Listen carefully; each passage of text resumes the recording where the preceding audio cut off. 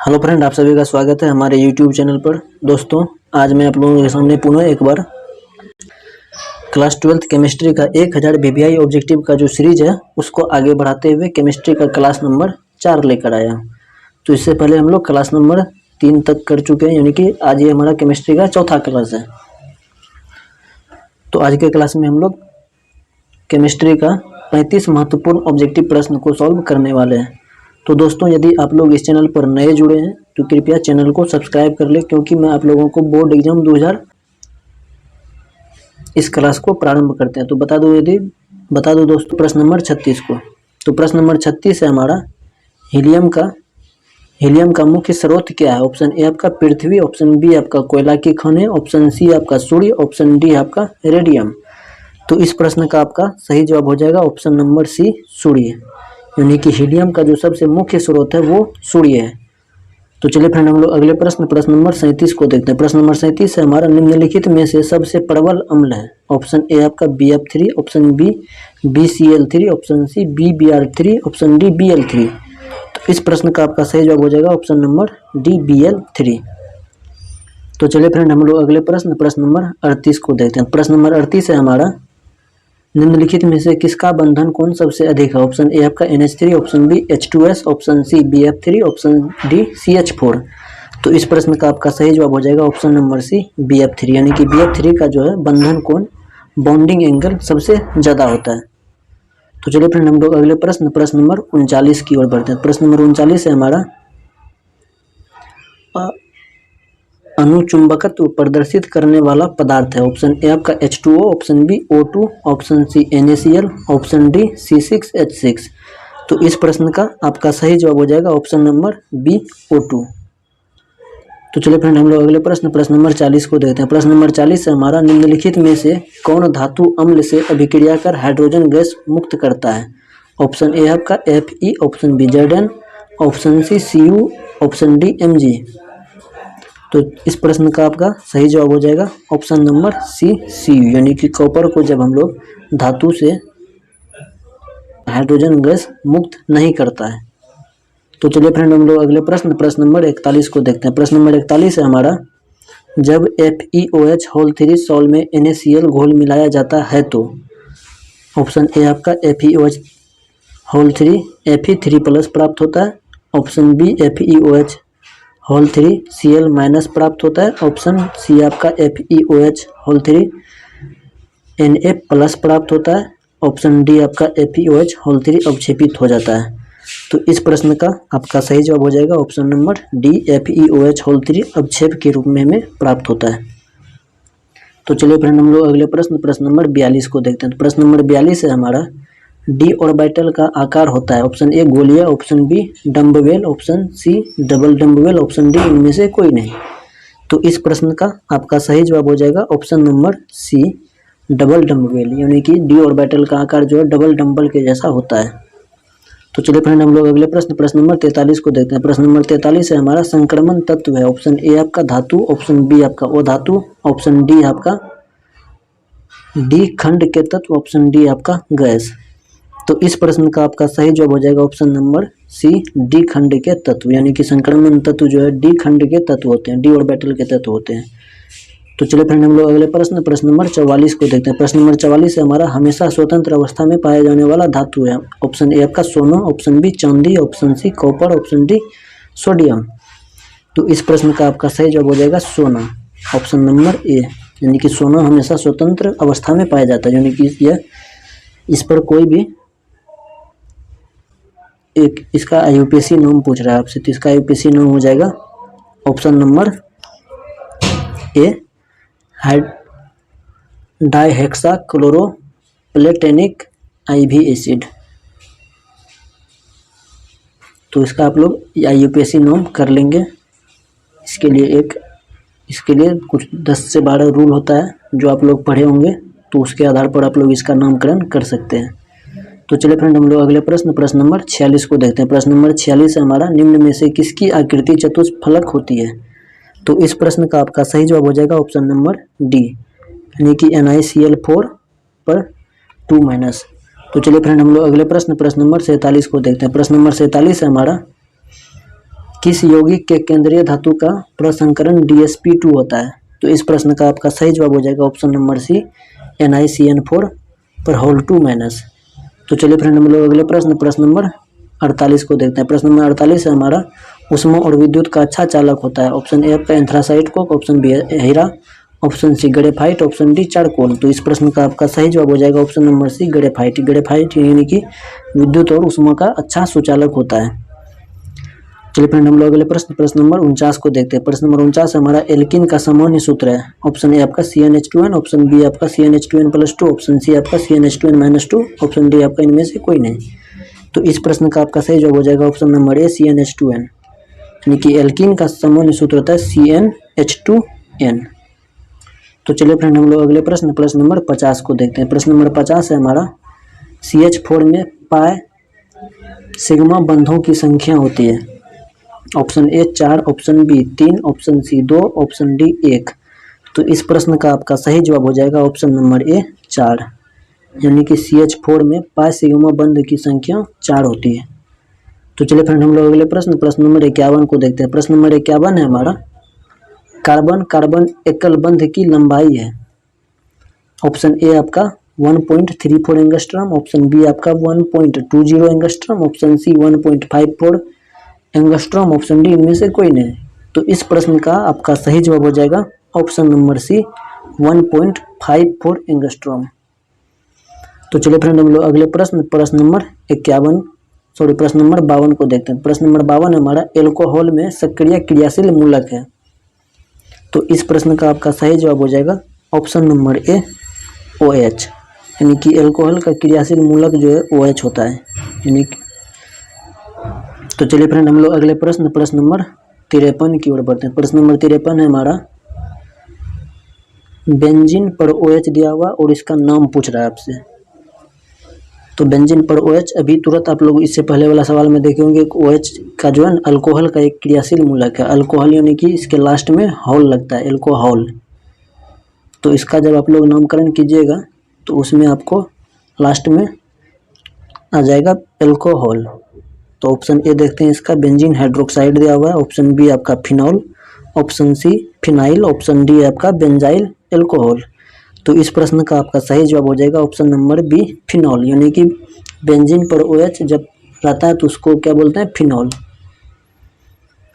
तो चलिए फ्रेंड हम लोग अगले प्रश्न नंबर 54 को देखते हैं। प्रश्न नंबर 54 हमारा, मिथेनॉल का सूत्र है। ऑप्शन ए आपका CH3OH, option B CH3ONA, option C आपका HCHO, ऑप्शन डी CH4। तो इस प्रश्न का आपका सही जवाब हो जाएगा ऑप्शन नंबर ए, CH3OH। यानी कि मिथेनॉल का जो सूत्र होगा वो CH3OH होगा।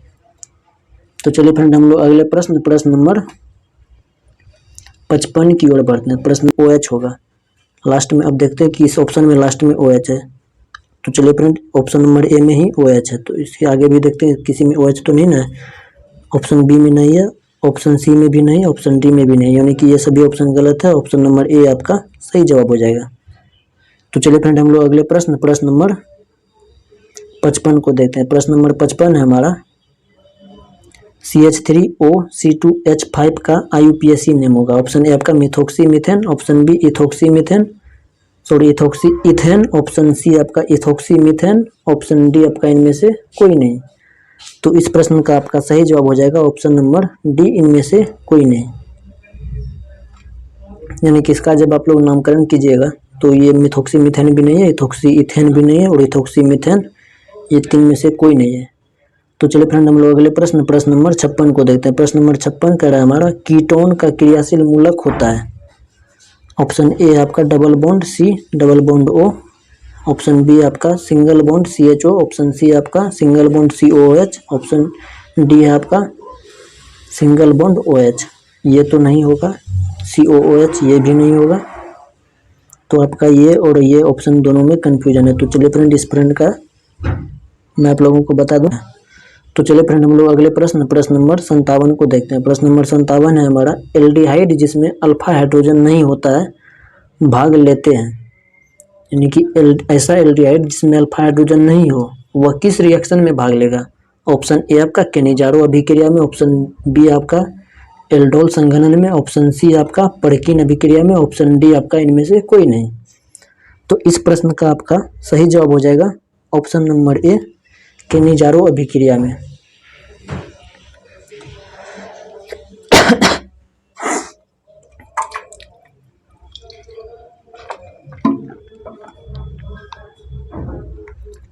कैनोनिकल संरचना दिखाता है, ऑप्शन ए आपका 0, option B 2, option C 3, option D 4। तो इस प्रश्न का आपका सही जवाब हो जाएगा ऑप्शन नंबर सी 3। तो चलिए फ्रेंड हम लोग अगले प्रश्न नंबर 59 को देखते हैं। तो प्रश्न नंबर 59 है हमारा, कैल्शियम फॉर्मेट का शुष्क स्रवन देता है। ऑप्शन ए है आपका HCHO, option B HCOOH, option C CH3COOH, option D CH3CHO। तो इस प्रश्न का आपका सही जवाब हो जाएगा ऑप्शन नंबर ए HCHO। तो चलिए फ्रेंड हम लोग अगले प्रश्न नंबर 60 को देखते हैं। प्रश्न नंबर 60 है हमारा, आपका यहाँ पर बेंजीन दिया हुआ है, बेंजीन पर NO2 है और इसको जो है एक हैलाइड आएगा जो कि अभिक्रिया के दर को बढ़ाता है या तो घटाता है, आप लोग जानते होंगे। और आपका प्रोडक्ट जो है लास्ट में बेंजीन पर NH2 प्राप्त होता है। तो आपका सवाल पूछ रहा है कि X के जगह पर क्या होगा। तो ऑप्शन ए आपका SnNaOH, ऑप्शन बी आपका SN या HCl, option C NH3, option D इनमें से सभी। तो इस प्रश्न का आपका सही जवाब हो जाएगा ऑप्शन नंबर बी SN या HCl। यानी कि इस X के जगह पर आप लोग यदि SN या HCl को रखते हैं तब आपका यह बेंजीन पर NH2 रिएक्शन के बाद प्राप्त होगा। तो चलिए फ्रेंड हम लोग अगले प्रश्न नंबर 61 को देखते हैं। प्रश्न नंबर 61 है हमारा, मिथाइल एमीन को बनाया जा सकता है। ऑप्शन ए ऊर्जा अभिक्रिया के द्वारा, ऑप्शन बी हॉफमैन्स ब्रोमाइड अभिक्रिया के द्वारा, ऑप्शन सी फ्रीडल क्राफ्ट अभिक्रिया के द्वारा, ऑप्शन डी कोल्बे क्रॉफ्ट्स अभिक्रिया के द्वारा। तो इस प्रश्न का आपका सही जवाब हो जाएगा ऑप्शन नंबर बी, यानी कि हॉफमैन ब्रोमाइड रिएक्शन के द्वारा आप लोग मिथाइल एमीन को बना सकते हैं। तो चलिए फ्रेंड हम लोग अगले प्रश्न नंबर 62 को देखते हैं। प्रश्न नंबर 62 है हमारा, एनिलीन एवं एसिटल डिहाइड। प्रश्न नंबर 62 को देखते हैं। प्रश्न नंबर 62 है हमारा, तो चलिए फ्रेंड का आपका सही जवाब हो जाएगा option number D, skips base. तो चलिए फ्रेंड हम लोग अगले प्रश्न नंबर 63 को देखते हैं। प्रश्न नंबर 63 है हमारा, C3H9N से बनने वाले बहुलक की संख्या होती है। Option A 2, option B 3, option C 4, option D 6। तो इस प्रश्न का आपका सही जवाब हो जाएगा ऑप्शन नंबर सी 4। तो चलिए फ्रेंड हम लोग अगले प्रश्न नंबर 64 को देखते हैं। प्रश्न नंबर 64 है हमारा, निम्नलिखित में कौन बायोडिग्रेडेबल बहुलक है। ऑप्शन ए आपका cellulose, option B polythene, option C PVC, option D nylon 66। तो इस प्रश्न का आपका सही जवाब हो जाएगा ऑप्शन नंबर ए सेल्यूलोज।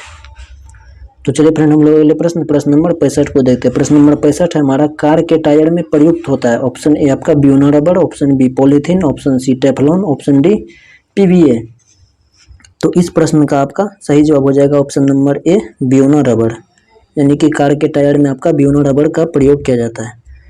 तो चलिए फ्रेंड हम लोग अगले प्रश्न नंबर 66 को देखते हैं। प्रश्न नंबर 66 है हमारा, कौन सा विटामिन की कमी से रतौंधी होती है। ऑप्शन ए आपका vitamin A, option B vitamin B, option C vitamin C, option D vitamin D. तो इस प्रश्न का आपका सही जवाब हो जाएगा option number A vitamin A. तो चलिए फ्रेंड हम लोग अगले प्रश्न नंबर 67 को देखते हैं। प्रश्न नंबर 67 है हमारा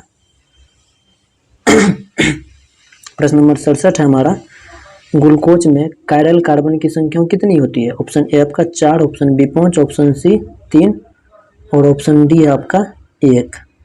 तो इस प्रश्न 4, यानी कि ग्लूकोज में कायरल कार्बन की संख्या 4 होती है। तो चलिए फ्रेंड हम लोग अगले प्रश्न नंबर 68 को देखते हैं। प्रश्न नंबर 68 है हमारा, डिटॉल का उपयोग होता है। ऑप्शन ए प्रतिरोधी के रूप में, ऑप्शन बी एंटीपायरेटिक के रूप में, ऑप्शन सी एनाल्जेसिक के रूप में, ऑप्शन डी इनमें से कोई नहीं।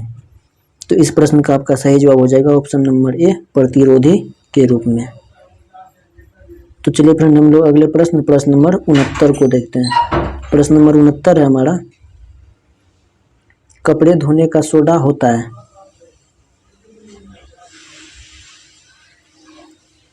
तो चलिए फ्रेंड हम लोग अगले प्रश्न नंबर 69 को देखते हैं। तो इस प्रश्न का आपका सही जवाब हो जाएगा ऑप्शन नंबर ए Na2CO3 × 10H2O।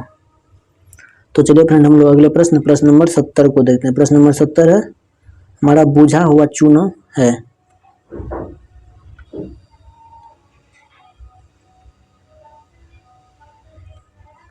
तो चलिए फ्रेंड हम लोग अगले प्रश्न और आज का ये हमारा आखिरी प्रश्न है, प्रश्न नंबर 70, CaOH2 यानी कि बुझा हुआ चूना का एक फार्मूला होता है CaOH2। तो चलिए फ्रेंड आज के क्लास को यहीं पे समाप्त करते हैं। यदि आप लोगों को यह क्लास अच्छा लगा हो तो कृपया अपने दोस्तों को क्लास शेयर करें और चैनल पर यदि आप लोग नए हैं तो चैनल को सब्सक्राइब भी कर लें, क्योंकि मैं आप लोगों के लिए बोर्ड एग्जाम 2023 की तैयारी का एक सिस्टमेटिक वे से दोस्तों यदि ये वीडियो आपको अच्छा लगा हो तो चलिए फ्रेंड आज के लिए बस इतना ही। मिलते हैं फिर किसी अगले क्लास में। आशा करते हैं